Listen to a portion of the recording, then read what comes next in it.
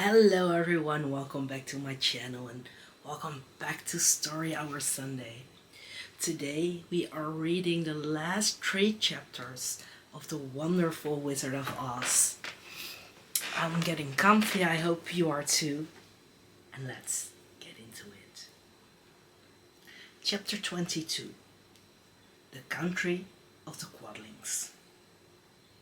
The 4 travelers passed through the rest of the forest in safety, and when they came out from its gloom, saw before them a steep hill covered from top to bottom with great pieces of rock. "That will be a hard climb," said the Scarecrow, "but we must get over the hill nevertheless." So he led the way, and the others followed. They had nearly reached the first rock when they heard a rough voice cry out, "Keep back!" "Who are you?" asked the Scarecrow. Then a head showed itself over the rock, and the same voice said, "This hill belongs to us, and we don't allow anyone to cross it." "But we must cross it," said the Scarecrow. "We're going to the country of the Quadlings." "But you shall not," replied the voice. And there stepped from behind a rock the strangest man the travelers had ever seen. He was quite short and stout, and had a big head, which was flat at the top and supported by a thick neck full of wrinkles.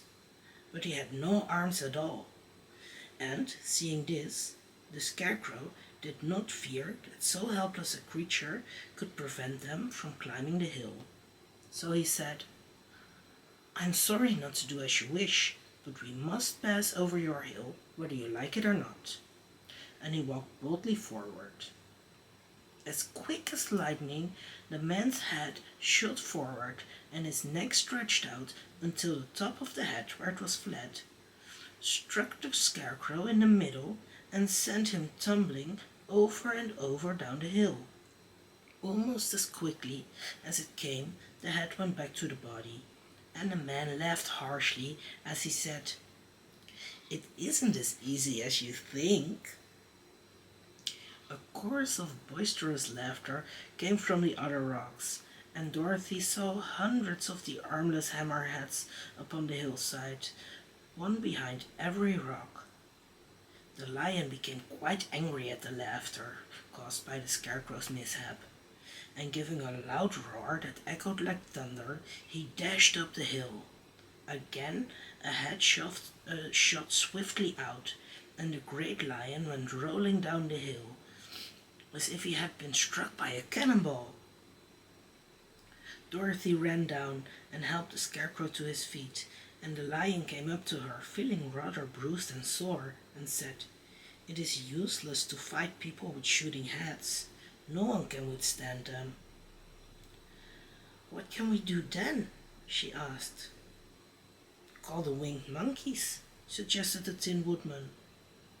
"You have still the right to command them once more." "Very well," she answered, and, putting on the golden cap, she uttered the magic words. The monkeys were as prompt as ever, and in a few moments the entire band stood before her.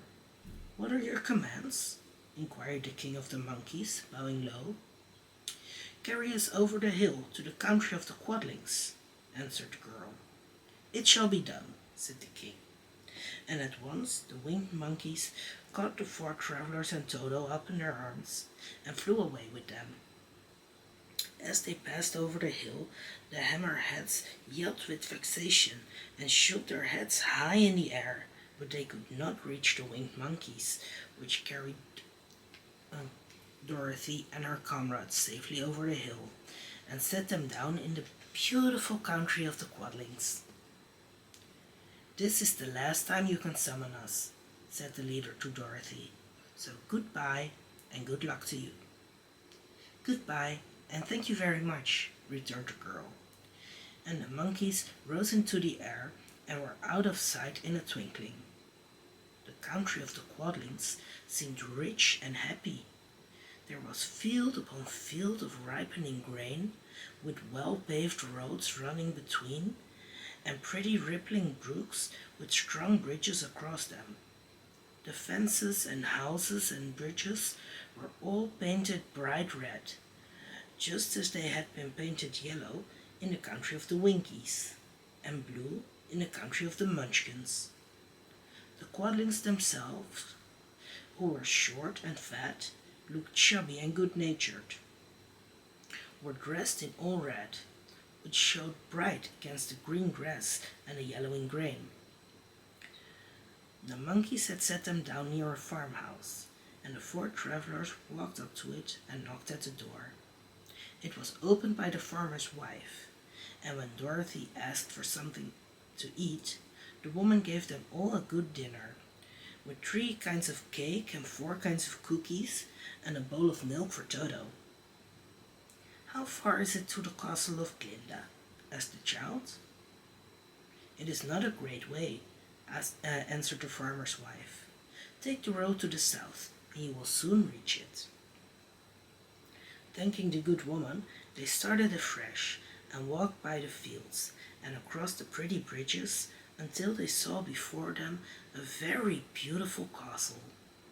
Before the gates were 3 young girls dressed in handsome red uniforms trimmed with gold braid, and as Dorothy approached, one of them said to her, "Why have you come to the South Country?" "To see the good witch who rules here," she answered. "Will you take me to her?" "Let me have your name, and I will ask Glinda if she will receive you." They told who they were, and the girl soldier went into the castle.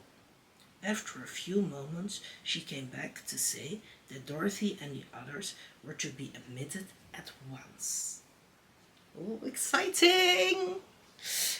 Now, Chapter 23. Glinda the Good Witch grants Dorothy's wish. Before they went to see Glinda, however, they were taken to a room of the castle where Dorothy washed her face and combed her hair, and the lion shook the dust out of his mane, and the scarecrow patted himself into his best shape, and the woodman polished his tin and oiled his joints. When they were all quite presentable, they followed the soldier girl into a big room where the witch Glinda sat upon a throne of rubies. She was both beautiful and young to their eyes. Her hair was a rich red in color and fell in flowing ringlets over her shoulders. Her dress was pure white, but her eyes were blue, and they looked kindly upon the little girl. "What can I do for you, my child?" she asked. Dorothy told the witch all her story, how the cyclone had brought her to the land of Oz, how she had found her companions, and of the wonderful adventures they had met with. "My greatest wish now," she added, "is to get back to Kansas, for Aunt Em will surely think something dreadful has happened to me, and that will make her put on mourning. And unless the crops are better this year than they were last, I am sure Uncle Henry cannot afford it." Glinda leaned forward and kissed the sweet upturned face of the loving little girl. "Bless your dear heart," she said. "I am sure I can tell you of a way to get back to Kansas." Then she added, "But if I do, you must give me the golden cap." "Willingly," exclaimed Dorothy. "Indeed, it is of no use to me now, and when you have it, you can command the winged monkeys 3 times. "And I think I shall need their service just those 3 times," answered Glinda, smiling. Dorothy then gave her the golden cap, and the witch said to the scarecrow, "What will you do when Dorothy has left us?" "I will return to the Emerald City," he replied, "for Oz has made me its ruler, and the people like me. The only thing that worries me is how to cross the hill of the Hammerheads." "By means of the golden cap, I shall command the winged monkeys to carry you to the gates of the Emerald City," said Glinda, for it would be a shame to deprive the people of so wonderful a ruler." "Am I really wonderful?" asked the Scarecrow. "You are unusual," replied Glinda. Turning to the Tin Woodman, she asked, "What will become of you when Dorothy leaves the country?" He leaned on his axe and thought a moment. Then he said, "The Winkies were very kind to me and wanted me to rule over them after the Wicked Witch died. I am fond of the Winkies, and if I could get back to the country of the West, I should like nothing better than to rule over them forever." "My second command to the Winged Monkeys," said Glinda, "will be that they carry you safely to the land of the Winkies. Your brain may not be so large uh, to look at as those of the Scarecrow, but you are really brighter than he is when you are well polished, and I am sure you will rule the Winkies wisely and well." Then the witch looked at the big shaggy lion and asked, "When Dorothy has returned to her own home, what will become of you?"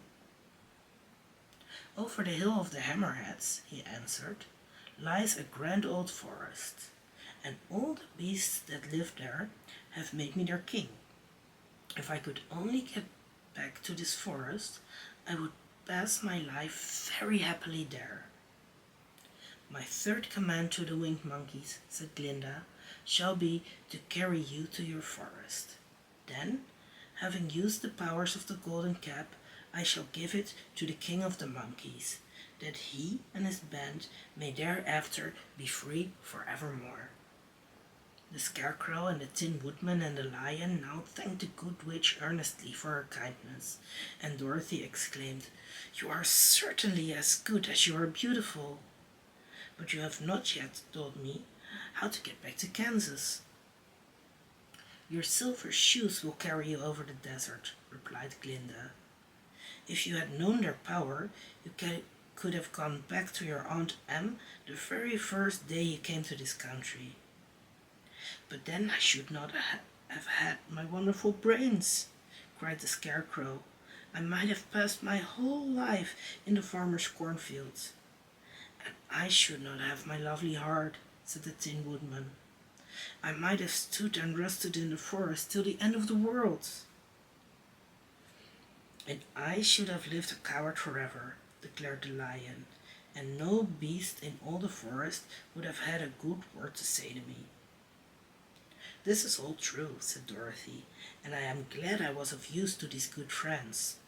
But now that each of them has had what they most desired, and each is happy in having a kingdom to rule besides, I think I should like to go back to Kansas."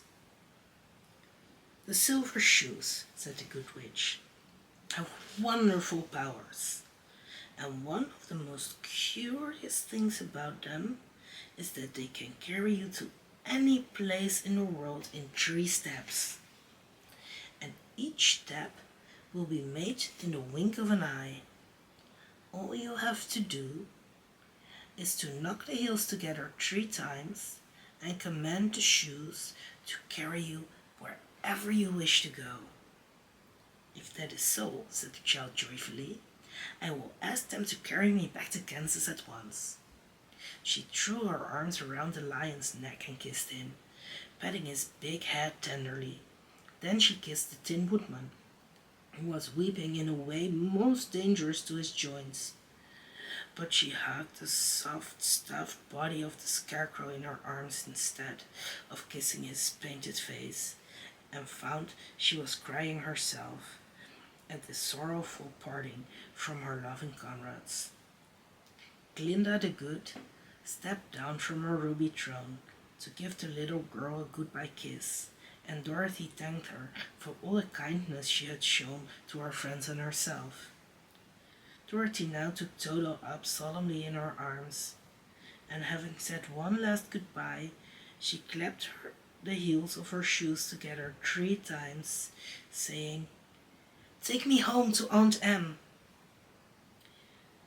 Instantly she was whirling through the air so swiftly that all she could see or feel was the wind whistling past her ears. The silver shoes took but 3 steps, and then she stopped so suddenly that she rolled over upon the grass several times before she knew where she was. At length, however, she sat up and looked about her. "Good gracious!" she cried, for she was sitting on the broad Kansas prairie, and just before her was the new farmhouse Uncle Henry built after the cyclone had carried away the old one. Uncle Henry was milking the cows in the barnyard, and Toto had jumped out of her arms and was running toward the barn, barking furiously. Dorothy stood up and found she was in her stocking feet, for the silver shoes had fallen off in her flight through the air and were lost forever in the desert. Chapter 24. Home Again. Aunt Em has just come out of the house to water the cabbages when she looked up and saw Dorothy running toward her. "My darling girl!" she cried, folding the little girl in her arms and covering her face with kisses. "Where in the world did you come from?" "From the land of Oz," said Dorothy gravely. "And here is Toto too. And oh, Aunt Em, I am so glad to be home again." Now, that was the end of the wonderful Wizard of Oz. I hope you enjoyed hearing and watching the story as much as I have enjoyed reading it to you. After this, in the month of August, we will do something a little bit different for Story Hour Sunday. It will remain Story Hour Sunday, but I'll keep it a surprise for now until in September we are starting a new book. As for now, don't forget to like this video and please hit the subscribe button if you are not subscribed yet. About 10% of my viewers are subscribed, and that really needs to go up, don't you think? Okay, well, thank you so much, and as always, until next time, bye.